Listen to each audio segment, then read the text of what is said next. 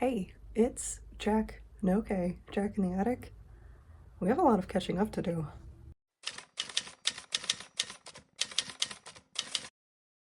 So, the last time I sat down to film an update video, I had like 20 followers, or subscribers. So hello. I'll talk more about that later though. I do have a decent amount of knit and crochet projects to talk about, so let's do that first. Also, how do we feel about the slightly different angle in my room? I feel like I don't have to hide the reflection on the TV with my head over here, but you can really see my laundry basket, and I don't know how I feel about that. And now everyone knows I am ghost trash. as if you couldn't guess that. Let's talk about things.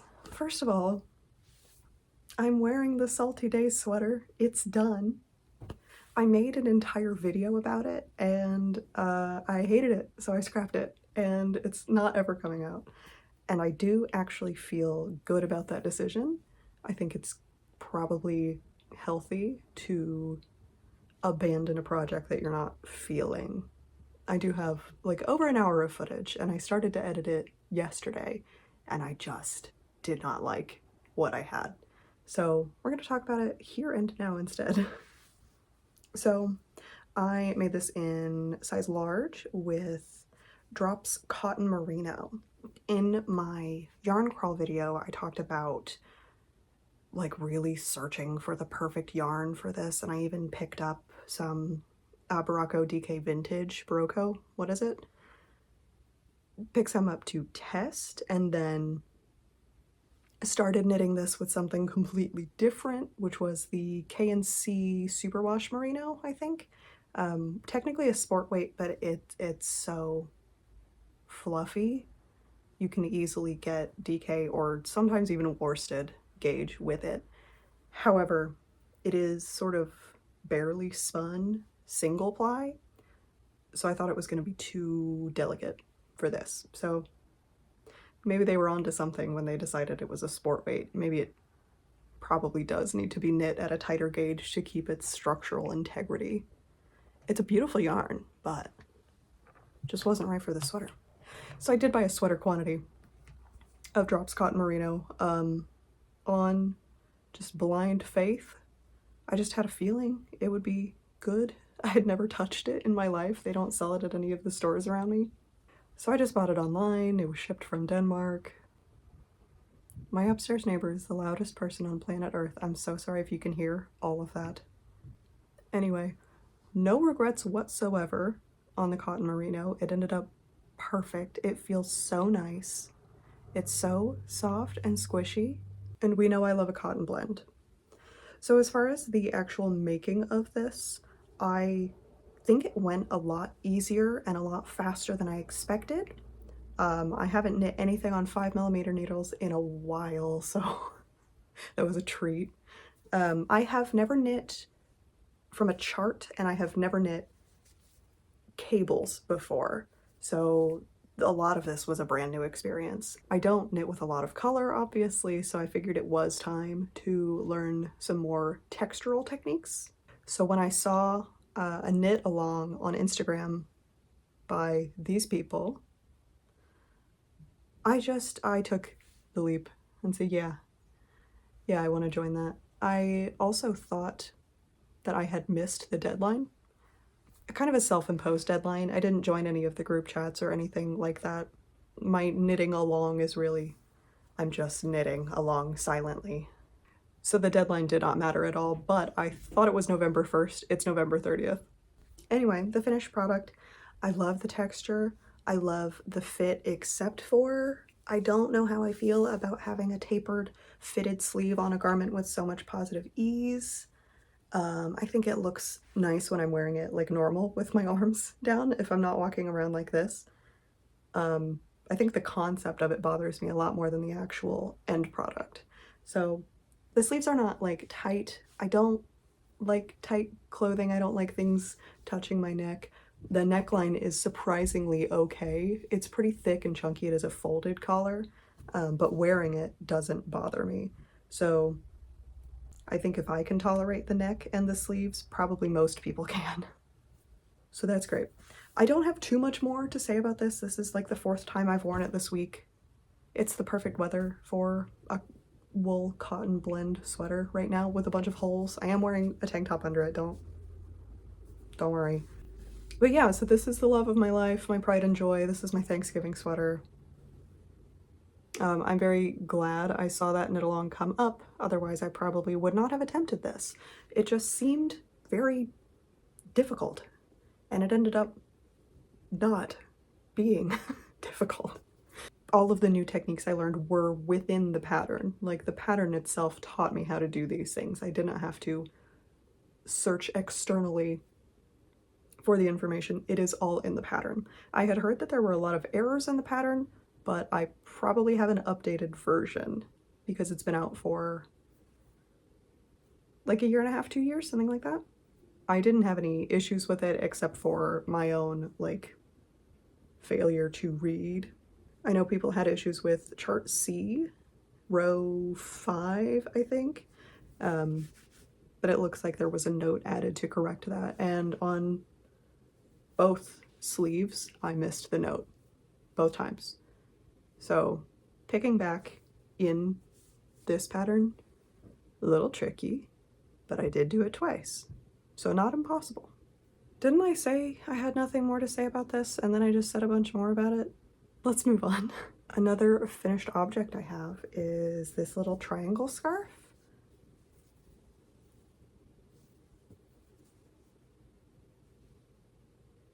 This is based on the Foundation Kerchief by M. Hanna.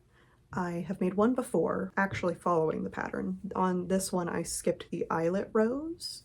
This is to match a hat and fingerless mitts I made for my brother-in-law last Christmas.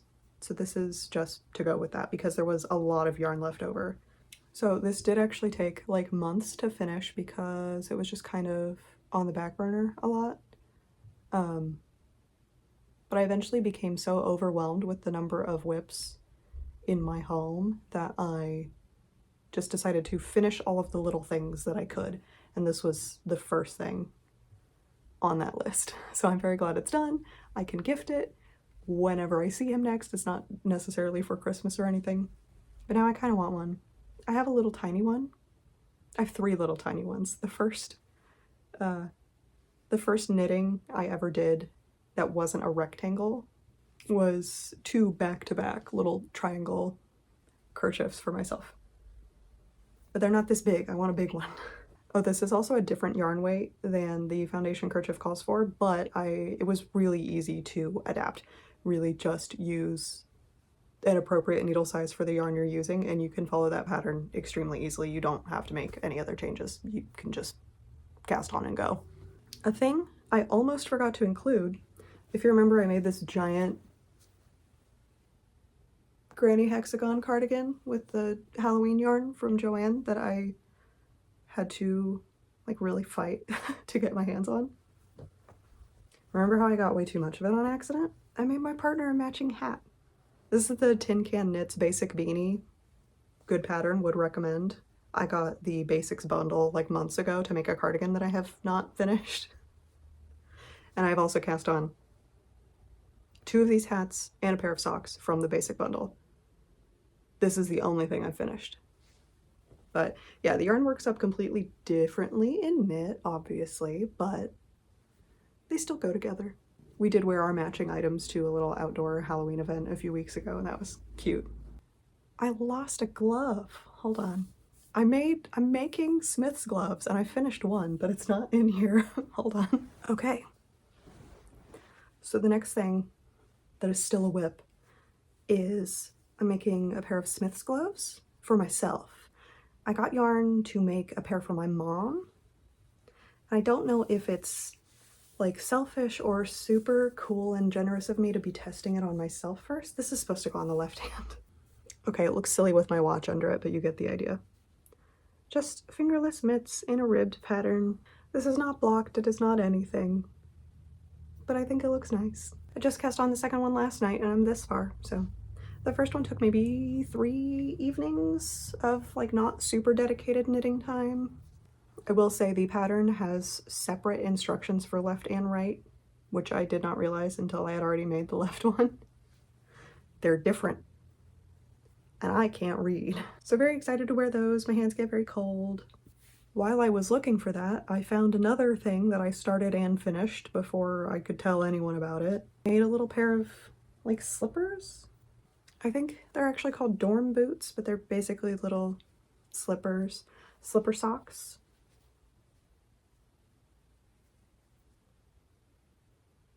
Yeah, very comfortable, very quick. I couldn't even tell you what yarn this is. It was just whatever. So onto some crochet things. I Guy Boss Fieri'd a little close to the sun and ended up in 3 pattern tests that are all due between the 20th and 24th of this month. So the first one is the baby doll dress by Autumn Olive Crochet. It's within, I can see it, but it's not gonna fit in the frame if I try to hold it up. So here are pictures instead. I promise that's gonna work out better. So this was a pattern test that is almost completed, so I will add links to the pattern when it exists. I'll come back, put it in the description. This was a really fun, cute, like easy pattern that makes an entire garment, so that's fun. I used K&C Essential Cotton, I think it was what it was called, which is probably my favorite like big box craft store cotton yarn because it is so soft. It is a number 3 weight, and this pattern does call for a number 4, but I was able to adjust my gauge to make it work. I think it's a little bit on the thicker side for a number 3 anyway. So yes, this dress has pockets. I think I should have used a lighter fabric because the heavier fabric does pull it down a little bit, kind of makes it too heavy, but the fabric was so cute I kind of couldn't resist.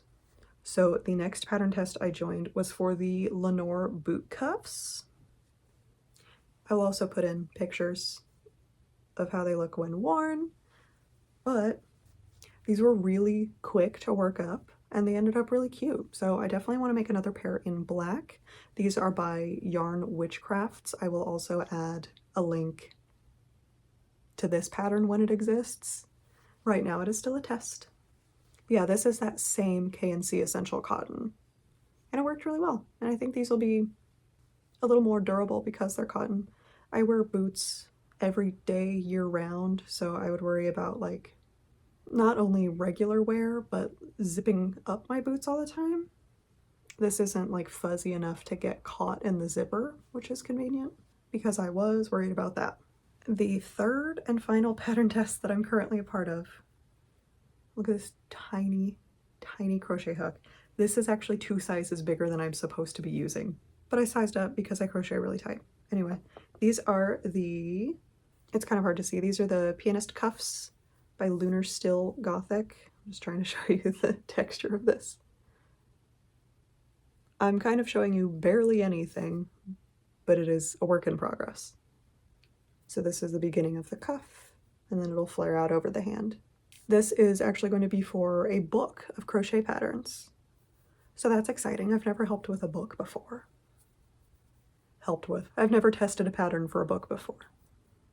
So yeah, not very much progress yet, but so far so good. No issues.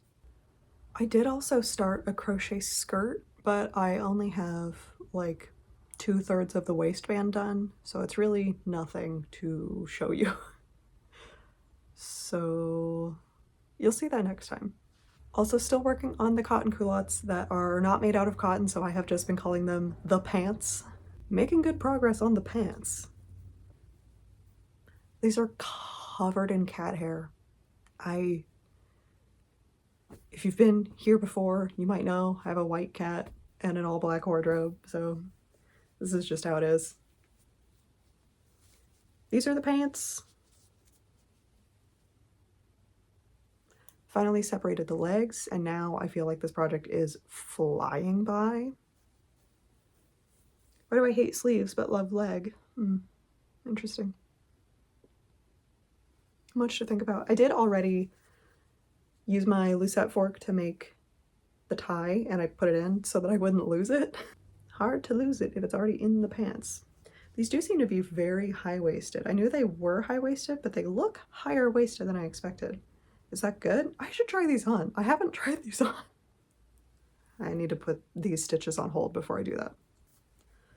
But this has been a nice like evening TV project because it's just a lot of stockinette in the round and that's it. And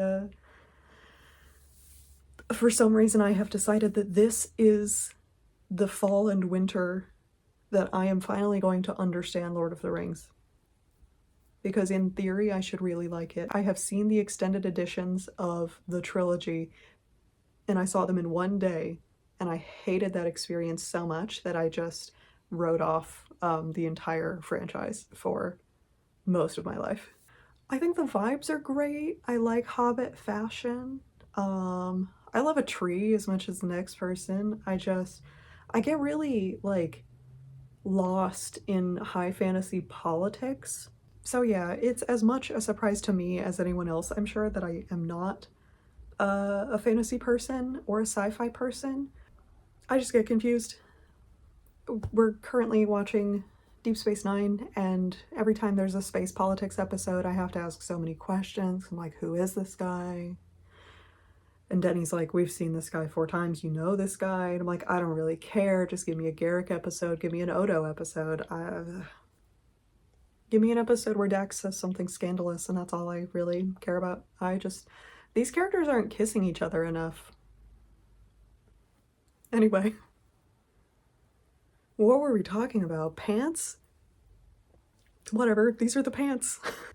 If these turn out as well as I think they're going to, probably make another pair. Ooh, I could make a pair in Drops Cotton Merino and have like a winter version of these since these are linen. I'm getting ahead of myself. Getting way too ahead of myself.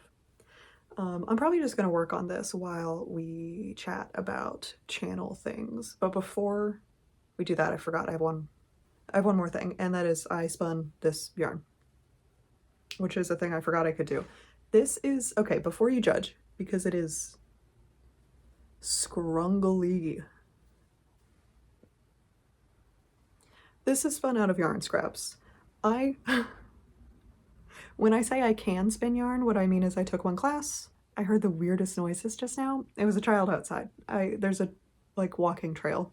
Anyway, I took one spinning class and then I decided I could buy 2 dog brushes and brush my yarn scraps back into fiber and then spin that fiber back into yarn. I mean, it worked. Here's the yarn. It is very inconsistent, very thick and thin. It is plied with some bamboo something or other that is like almost lace weight. It just ended up way more green than gray. It was supposed to be gray and it's mostly green. So I got a cone of it and have not used much of it at all. So I thought it would look really nice and hold this yarn together, and it worked. So it's not that much yarn. It'll probably end up being like a dice pouch or something if it doesn't fall apart, because this was a big experiment. And was it successful? Kind of. I think it's a solid sort of.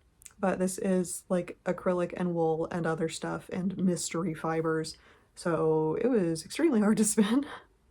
So I'll have to be a little gentle with this, and I think it will be crochet at a pretty tight gauge to keep it all together. It might also make like a placemat or a tiny basket. This is going to be a tiny basket, I just decided. Unless, whatever. Whenever I use this, I'll let you know. I'll show you. You'll see it. Okay, so channel stuff. Weird stuff is happening. I started the now abandoned Salty Days sweater video when I had 31 followers, and that was not that long ago. I'm very glad that my goth knitting video filled a YouTube void for so many people. Did not expect that at all.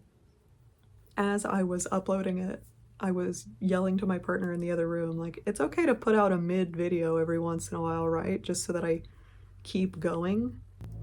And we both agreed that, yeah, it would be fine if it was something that I enjoyed making. Just put it out. It doesn't matter. Who cares? And I thought maybe like 200 people would care, and it's currently sitting at over 10,000 views. So that's way beyond anything I ever expected for any of my videos, let alone one that I thought was gonna be like buried. I thought a niche within a niche would be my least popular video instead of my most popular video by far.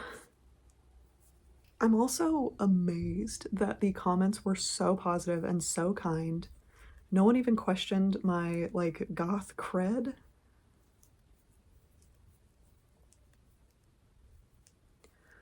No one even asked if I listened to Depeche Mode or Bauhaus. No one even asked if I listened to Susie and the Banshees. No one asked if I listened to Twin Tribes. No one asked if I listened to Priest.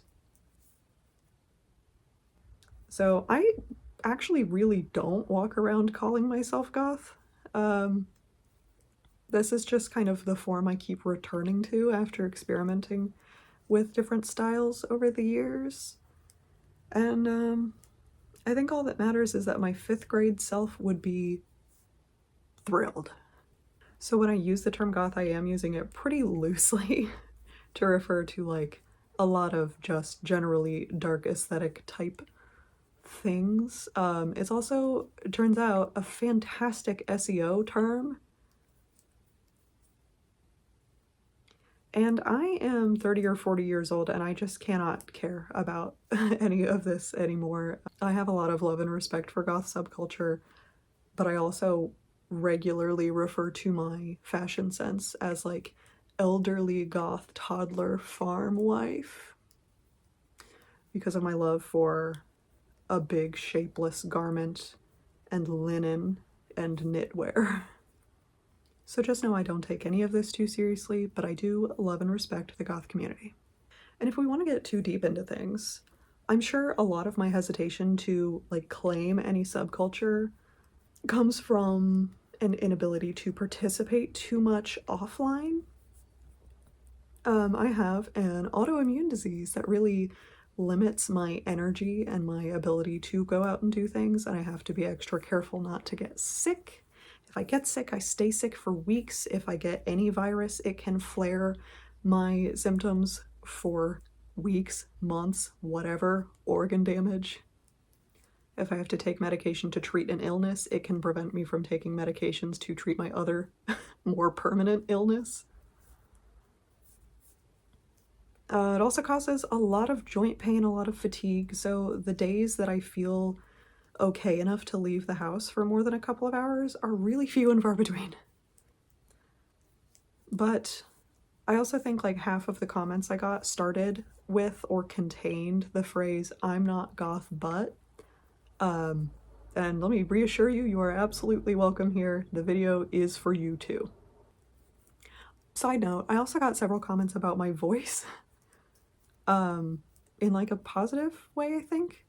Someone said Morticia Addams ASMR, which was maybe the best compliment ever.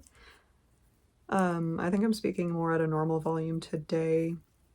My partner and I are on completely opposite schedules, so I am always speaking as if there is a sleeping person in the next room, because there is. I know realistically I'm not waking anyone up speaking alone in this room, but it's a hard habit to break. So when I edit my videos, I do turn the volume of each clip up to 200%.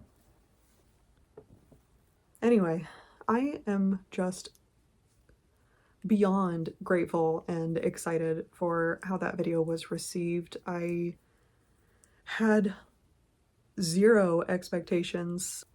The growth that my channel has experienced from just that video is wild. It was very fast and a little scary. I know it only took my channel from tiny to very small, but still, it was a lot to acclimate to in a very short period of time. I did also get very nice comments from at least 2 channels that I already followed and love, before the notifications got out of control. If there are more, I missed it. Shout out Locknits, shout out Stitchcraft, thank you both. Overall, I have no promises about where this channel is going. I'm just gonna keep doing what I'm doing, and I will branch out as I feel comfortable doing so, just however feels natural. Maybe I'll pick up new hobbies. Maybe I will end up making videos dedicated to individual larger projects. Maybe I'll upload once a month with just an update on what I've been working on. I don't know. What I will not do is make any promises about what the content will be, what the schedule will be. I will definitely not be uploading every week like I have been. It's like 2 weeks in a row, maybe 3 if this one goes out quickly. But I do really appreciate you sticking around. I talk a lot about how much yarn YouTube content I consume and how it only felt fair to start contributing. So I really appreciate you all for being here with me. And somehow this became my sign-off. So go live your best yarny life, and I will see you next time.